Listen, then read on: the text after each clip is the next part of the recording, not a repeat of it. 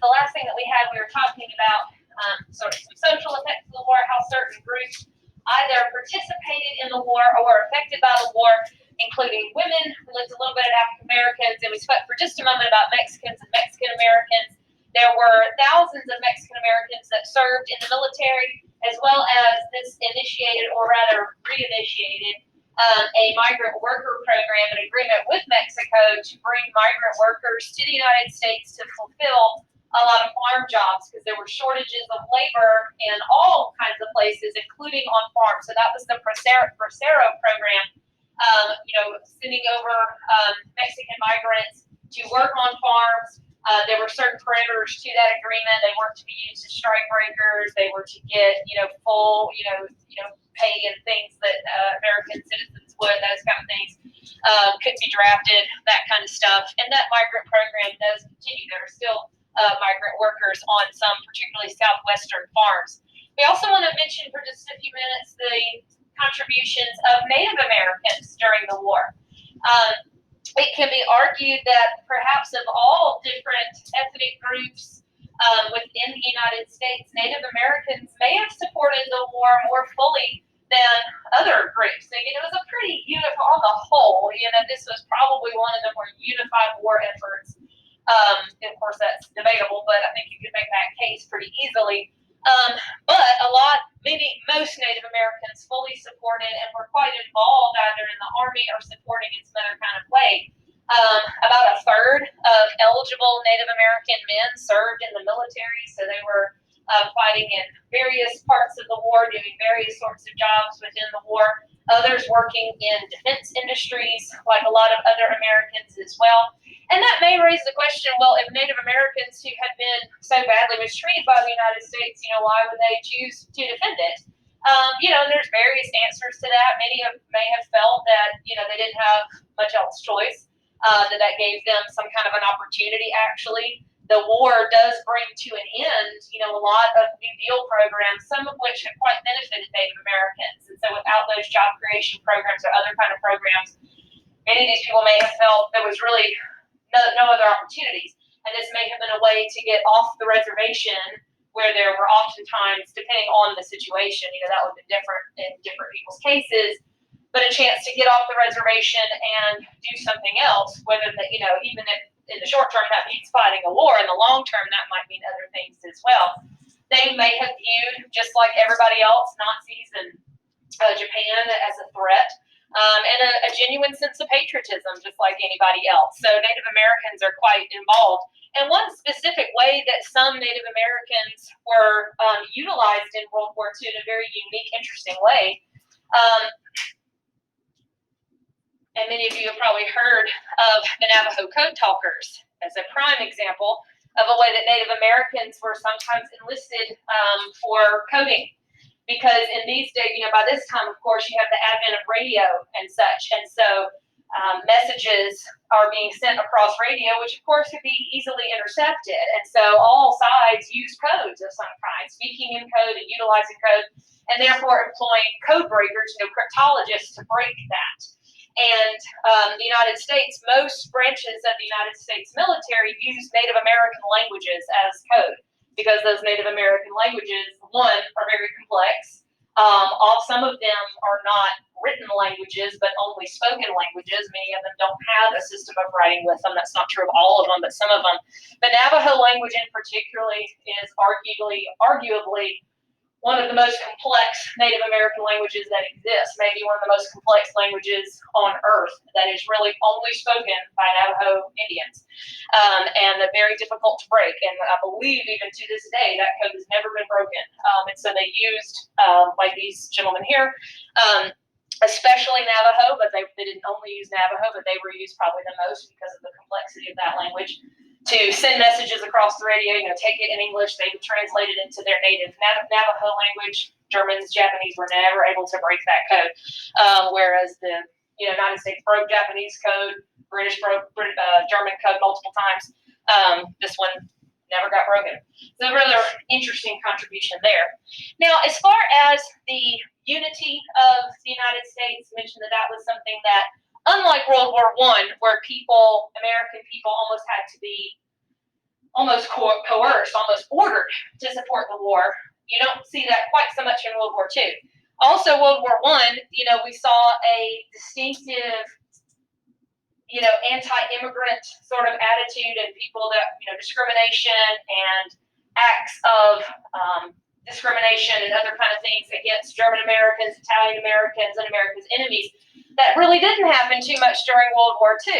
Arguably, many immigrants, though even those of German and Italian descent, supported the United States and were opposed to Nazism and fascism and saw that as terrible. And so it actually provided an opportunity for a lot of immigrants to actually feel more accepted and actually be more assimilated into American society. Unfortunately, the drastic exception to that, of course, was Japanese Americans that do experience not just discrimination, but an incredible violation of civil rights during the war. So as the United States goes to war with Japan, certainly as soon as Pearl Harbor happens, there was just a vengeful anger towards people of Japanese descent. And that leads to what could be considered one of perhaps the worst violations of civil liberties, certainly within World War II, arguably of the 20th century.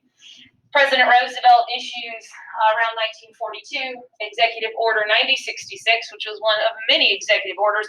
Executive orders, by the way, that is an executive action of the president that has the same effect as a law.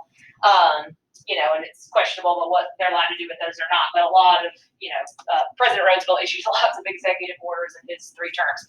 This particular Executive Order 9066, ordered people of Japanese descent on the West Coast into what they may have called war relocation camps or internment camps.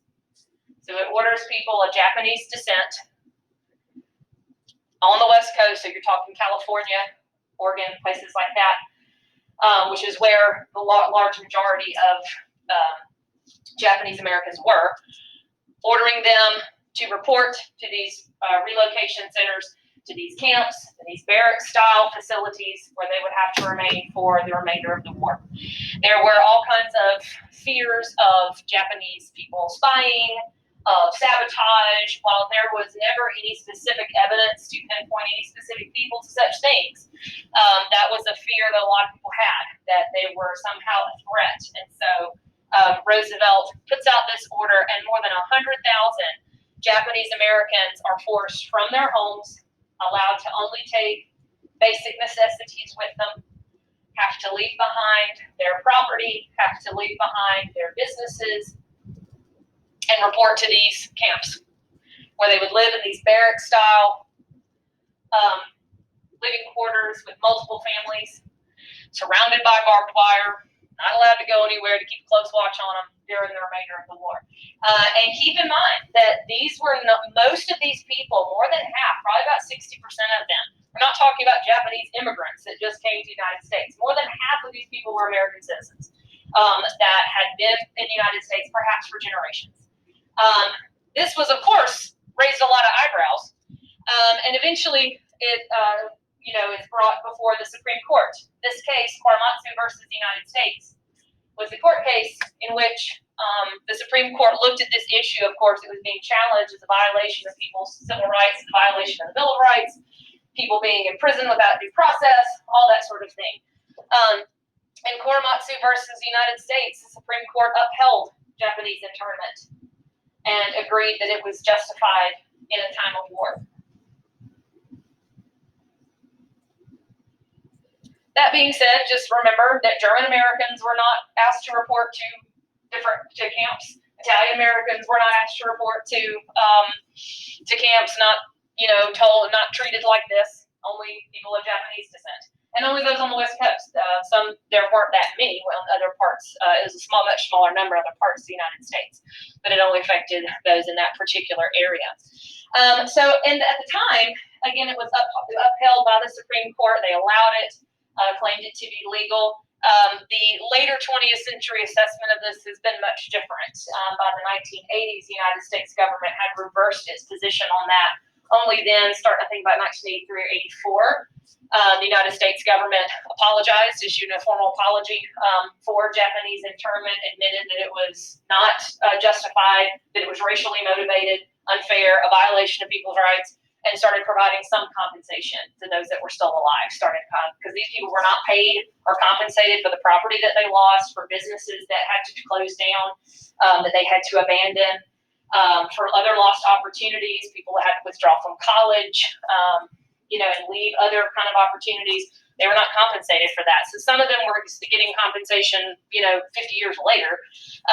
But arguably, and some people would still argue it wasn't near enough what they got, something like $20,000 per family member or something like that. So this is oftentimes looked at as one of the darker